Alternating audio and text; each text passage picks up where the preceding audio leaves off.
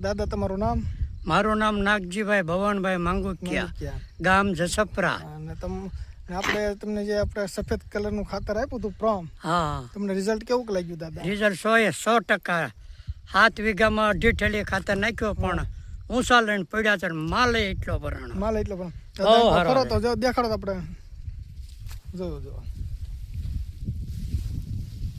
હારા મારું ખાતર. દાદા તમને ખાતર કેવું લાગ્યું? ખાતરમાં બીજું કઈ આ જ વપરાય, બીજું કે ખાતર વપરાય જ નહીં. ને આપણે ઓર્ગેનિક વાપર્યા, કેમિકલ ખાતર ભૂલી જવાનું. એ ડીએપી નું જે કાંઈ હોય 12, 32, 16 ને 20 બધું ભૂલી જવાનું. એમાં આપણે એક મત સંતોષ હોય, એક જ વેલામાં સંતોષ, એક જ ખાતરમાં સંતોષ. 9 વીઘામાં 3 જ ઠેલી નાખ્યું છે. જોઈ લો તમે આ રિઝલ્ટ એનું બધું. આપણે જોઈ રહ્યા છીએ, જોઈ જો રિઝલ્ટ. જોશીભાઈ હિંમત સર, જોઈ જવો ખાતરનું રિઝલ્ટ જોરદાર.